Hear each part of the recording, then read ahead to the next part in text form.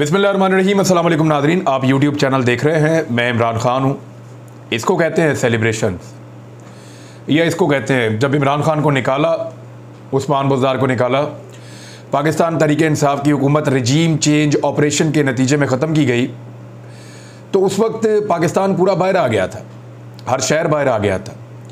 और जिस वक्त पंजाब में पाकिस्तान तहरीक इंसाफ की हुकूमत वापस आई तो उस वक्त भी पूरा पाकिस्तान सेलिब्रेशंस के लिए बाहर आ गया था।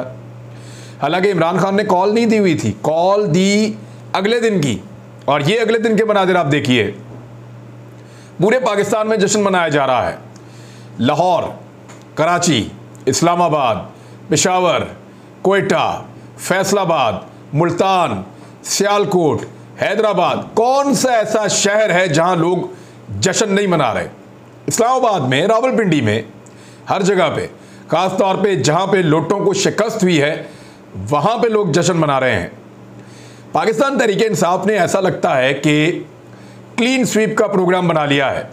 यानी खैबर पख्तूनख्वा में मौलाना फजल रहमान साहब की दाल गल रही थी, उनकी हांडी बीच चौराहे फूट गई है और उनकी अपने कामों की वजह से ऐसा हुआ है, करतूतों की वजह से आप कह लें कि एक रजीम चेंज ऑपरेशन के नतीजे में ताकतवर हलकों के साथ मिलकर, करप्ट सियासतदानों को साथ मिलाकर, बैरूनी मुदाखलत को शामिल करके एक हुकूमत को गिरा दिया।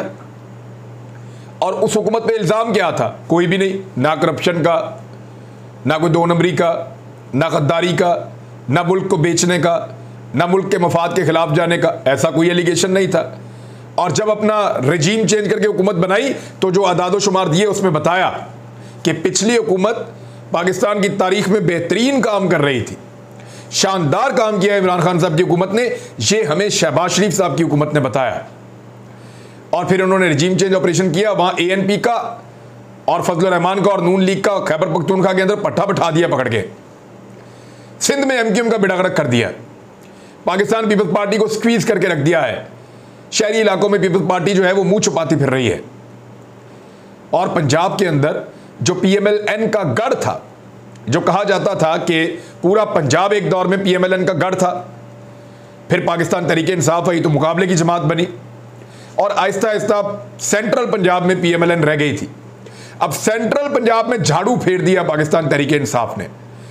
और हमजा शहबाज जब वजीर आला पंजाब बने तो उनके साथ इज़हार यकजहती के लिए उन्होंने प्लान किया सबने मिलकर, और एक शहर के एक चौक के अंदर उन्होंने लोगों को इकट्ठा करना था।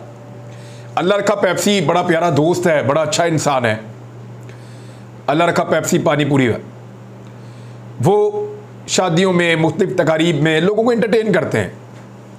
उनको ख़ास तौर पे बुलवाया गया और उन्होंने पूरा जोर लगाया। इसके बावजूद जो हुआ आपने देख लिया लिबर्टी चौक के अंदर, बेड़ा गर्क हो गया। PMLN ऐसा लगता है कि दफन होगी उस दिन लिबर्टी चौक के अंदर। और खुद PMLN ने अपनी पॉलिसियों के साथ ये किया है, जो इन्होंने एक तो रजीम चेंज ऑपरेशन किया और कहा कि लोगों को रिलीफ देंगे। और जब हुकूमत में आए तो महंगाई 3 गुना बढ़ गई, 3 गुना, 11% से लेकर 35% तक महंगाई पहुंचा दी इन्होंने। डॉलर की कीमत जितनी इमरान ने 4 साल में बढ़ाई, 4 महीने से पहले शहबाज शरीफ ने उससे ज्यादा बढ़ा दी है। यह किया इन्होंने पाकिस्तान के साथ। पेट्रोलियम मसनूआत की कीमतें इमरान खान ने जितनी बढ़ाई 4 साल में, उससे दुगनी से ज्यादा बढ़ा दी 4 महीने से पहले शहबाज शरीफ ने। यह किया पाकिस्तान के साथ। गैस की कीमतें जो है वो 50%। और लोगों के लिए यह मेयार था, हर चीज की बर्बादी। और अपने लिए क्या मेयार था? NRO2, नैब खत्म, FIA खत्म, केसेस खत्म, जान छुड़वाने के लिए तमाम कवानीन तब्दील, ECL से नाम निकाल दिए। सुप्रीम कोर्ट में केस चल रहा है और अब दबाव डालने के लिए सुप्रीम कोर्ट पे वजीर आजम समेत सब ने चढ़ाई की हुई है। आज कौमी असेंबली में खड़े होकर क्या कह रहे हैं शहबाज शरीफ? अदलिया का दौरा मेयार नहीं होना चाहिए, इंसाफ के बगैर मुल्क आगे नहीं चल सकता। यही तो मैं कह रहा हूं कि एक आदमी 50 रुपए के स्टाम्प पेपर के ऊपर 2.5 साल से बाहर जाकर बैठा हुआ है। एक औरत अपने वालिद की अयादत के लिए बाहर निकली है सजा याफ्ता, और वो निकलकर पूरे पाकिस्तान में सियासत कर रही है। ये क्या मेयार है अदलिया का?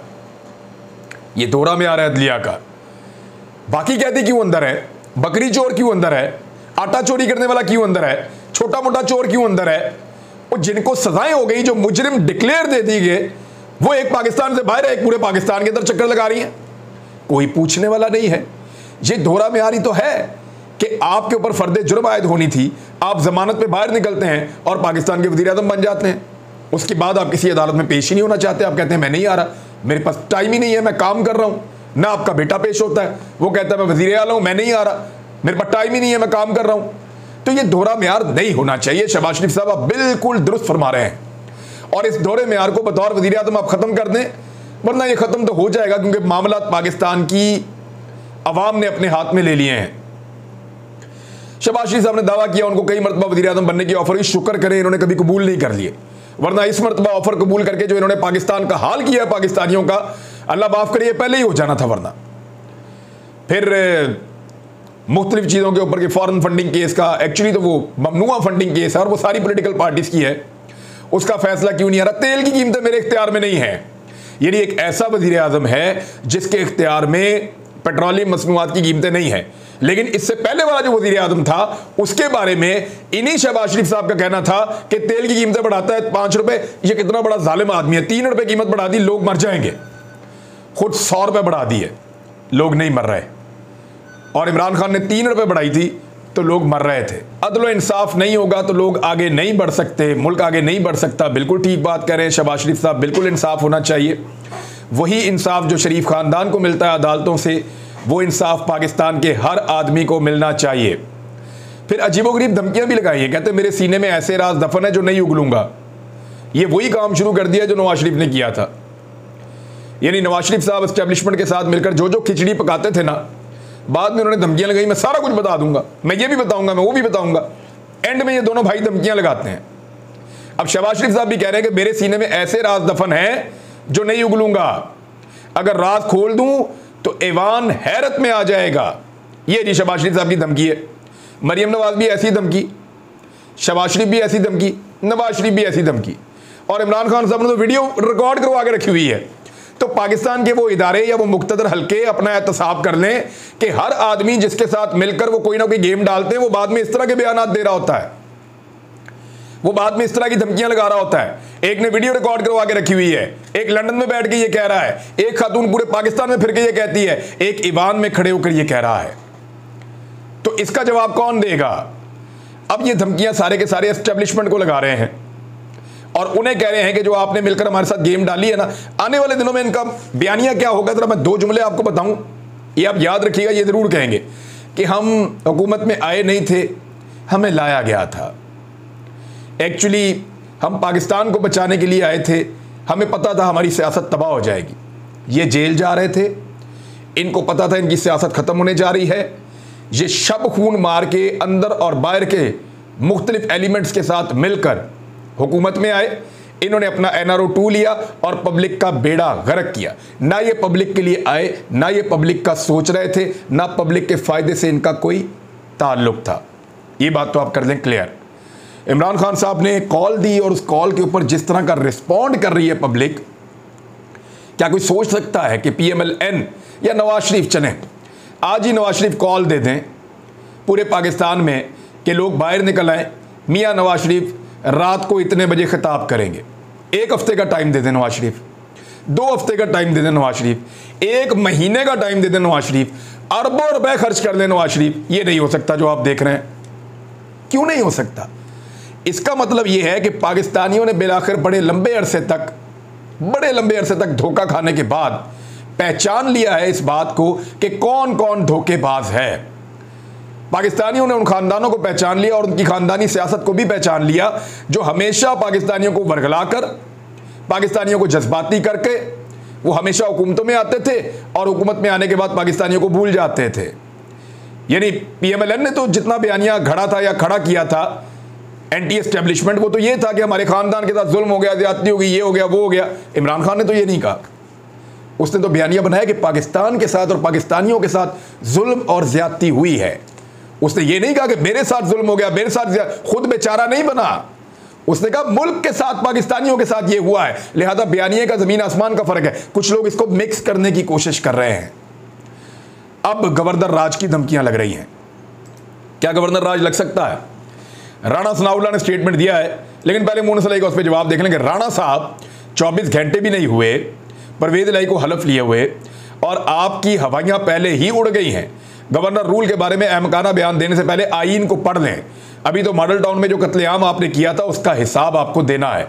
वैसे परवेज इलाही साहब इस मामले में बड़े क्लियर है मॉडल टाउन वाले में, और कोई पता नहीं इनको हिसाब देना ही पड़ जाए इसी टाइम के दौरान जिस टाइम में परवेज इलाही वज़ीर आला पंजाब बन रहे हैं।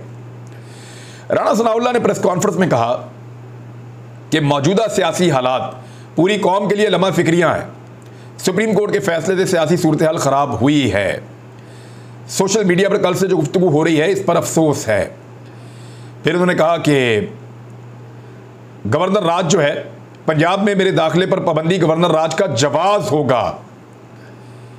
और उन्होंने कहा समरी वजारत दाखिला ने शाये करनी है और इस पर मैंने काम शुरू कर दिया है। गवर्नर राज के हवाले से राणा सनाउल्लाह कह रहे हैं गवर्नर राज होता क्या है? आप एक सूबाई हुकूमत के इख्तियारात ख़त्म कर देते हैं, वज़ीर आला उसकी कैबिनेट ये वो इख्तियारात नहीं होते, वो सब कुछ फ्रीज हो जाता है और गवर्नर के पास वफाक की जानिब से एक इख्तियार आ जाता है कि वो सूबे को कंट्रोल करे, सूबे की एडमिनिस्ट्रेशन को, सूबे की पुलिस को, सूबे की इंतज़ामिया को, वो सारी चीज़ों को कंट्रोल गवर्नर करना शुरू हो जाता है। इसको कहते हैं गवर्नर राज का नफाज। सलमान तासीर आखिरी गवर्नर राज के मालिक थे, यानी आखिरी आदमी जिसके दौर में गवर्नर राज लगा था वो सलमान तासीर गवर्नर पंजाब थे, और ये 2009 में लगा था जब अदलिया बहाली की तहरीक चल रही थी। थोड़ा अरसा के लिए लगा था, नवाज शरीफ जब एहतजाज करना चाहते तो गवर्नर राज पंजाब में लगा दिया गया था, लेकिन उसके बाद आइन के अंदर तब्दीलियां हुई थी, उसके बाद कानून बदला गया था। और इसके ऊपर अब जवाब आप ले लें कि फवाद चौधरी ने क्या कहा है। फवाद चौधरी ने वफाकी हुकूमत गिराने की धमकी दे दी उसके फ़ौरन बाद। उन्होंने कहा हमने रद्द-ए-अमल दिखाया तो हुकूमत नहीं रहेगी, कोर कमेटी आज फैसला करेगी कि इस्लामाबाद में कब तब्दीली लानी है। राणा सनाउल्लाह बोंगी ना मारें बल्कि गवर्नर राज की शेक को पढ़ लें, ये उन्होंने कहा। और उन्होंने कहा गवर्नर राज की बातें करने वालों को पता होना चाहिए, फरूख हबीब ने कहा कि पंजाब में अवामी राज लग चुका है, अब गवर्नर राज की गुंजाइश नहीं है। इस्लामाबाद टोल प्लाजा से बाहर निकलें तो शहबाज शरीफ की हुकूमत वैसे ही खत्म हो जाती है। ये अवामी रद्द-ए-अमल 2 घंटे भी बर्दाश्त नहीं कर सकेंगे। वजीर कानून ने उसके बाद तस्दीक की और उन्होंने कहा कि गवर्नर राज पंजाब के अंदर हम नहीं लगा रहे। अगर पंजाब में वज़रा के दाखिले पर पाबंदी लगाई तो आप खुद वहां गवर्नर राज का जवाब फराहम करेंगे, ये राणा सनाउल्लाह साहब ने कहा था। लेकिन इस पर वज़ीर कानून ने कहा कि अदलिया के जो इख्तियार आइन ने दिए हैं वही रहेंगे। आज इजलास में अदलिया की पार्लियामेंट में मुदाखलत पर बात होगी। पार्लियामेंट अपने इख्तियारात का आइनी तौर पर तहफ़्फ़ुज़ जानती है। रियासती इदारों पर कौन हमलावर हो रहा है? पिछले 2 दिन में एक इदारे ने दूसरे इदारे पर हमला किया, ये आपके सामने, और गवर्नर राज का उन्होंने इम्कान रद्द कर दिया। अब सवाल ये है कि क्या गवर्नर राज लगाया जा सकता है? गवर्नर राज या सूबे में इमरजेंसी नाफज करने से मुताल्लिक आइन के आर्टिकल 232 से 235 तक वजाहत की गई है। बुनियादी तौर पर गवर्नर राज का मकसद सूबे के निज़ाम को वफाक के सपुर्द करना होता है। तहम 18वीं तरमीम के बाद, ये नवाज शरीफ ने और जरदारी ने मिलकर बनाई थी, जिसमें नवाज शरीफ को तीसरी मरतबा वज़ीर आज़म बनने का इख्तियार भी दिया गया था। गवर्नर राज को मुतल्लिका सूबे की असम्बली से मशरूत कर दिया गया है। आइन की शिक 232 के मुताबिक अगर मुल्क की सलामती, जंग या किसी अंदरूनी और बैरूनी खदशे के पेश नज़र ख़तरे में मुल्क हो और इसका सामना सूबाई हुकूमत ना कर सकती हो तो सदर मुमलिकत एमरजेंसी नाफज करके गवर्नर राज लगा सकते हैं। सदर कौन है? डॉक्टर आरिफ अलवी। लगवा लें आप गवर्नर राज। सदर भी पाकिस्तान तहरीक इंसाफ के हैं। तहम इसकी शर्त यह है कि मुतल्लिका असम्बली इसकी सादा अक्सरियत से करारदाद के जरिए मंजूरी दे। यह कैसे होगा? असम्बली तो इसकी मंजूरी देगी नहीं सादा अक्सरियत से। अब ये 18वीं तरमीम में इन्होंने ये कर दिया है कि सूबाई असम्बली पंजाब की 186 मेंबर कम से कम कहें, हमजा के पास तो 178 रह गए हैं, 186 मेंबर्स कम से कम कहें कि गवर्नर राज लगाइए, तो फिर उस मंजूरी के बाद गवर्नर राज लगेगा, वरना नहीं लगेगा। और उसके बाद कौमी असम्बली और सेनेट दोनों से मंजूरी हासिल करना भी ज़रूरी है। हंगामी हालत के नफाज के लिए सूबाई असम्बली की करारदाद सदर को भेजी जाएगी। अगर सदर खुद हंगामी हालत नाफिज करता है तो पार्लिमान के दोनों ऐवानों के सामने तौसीक के लिए पेश करने का पाबंद होगा। नंबर 2 क्या है? वफाक सूबे में अमन व अमान की सूरत हाल, सूबाई हुकूमत आइन के मुताबिक निज़ाम हुकूमत चलाने में नाकामी या माशी इमरजेंसी को जवाब बनाकर गवर्नर राज लगाने का इख्तियार है। तहम इसके लिए मुतल्लिका सूबे की पार्लियामेंट से मंजूरी या कौमी असम्बली और सेनेट से मंजूरी मशरूत है। ये तो नहीं हो सकता, फिर इतना आसान नहीं होगा गवर्नर राज लगाना। जैसे 2009 में जरदारी साहब ने लगा दिया था पंजाब के अंदर नवाज शरीफ के खिलाफ, अब ऐसा नहीं लगता। आईनी माहिरीन का ये कहना है, ख़ास तौर पे मैं साबिक अटॉर्नी जनरल अनवर मंसूर खान साहब की बात करता हूँ। उन्होंने कहा कि जब तक सूबे का वज़ीर आला ना कहे कि सूबे के हालात ऐसे हो गए हैं कि वहाँ हुकूमत नहीं की जा सकती, सूबे का वज़ीर आला अगर वज़ीर आज़म से गवर्नर राज लगाने का ना कहे, वफाक सूबे में गवर्नर राज नाफिज नहीं कर सकता। उन्होंने कहा कि वज़ीर आला की अपनी असम्बली से भी इसकी मंजूरी लेना ज़रूरी है। ये वही बात है जो आइन के अंदर लिखी हुई है।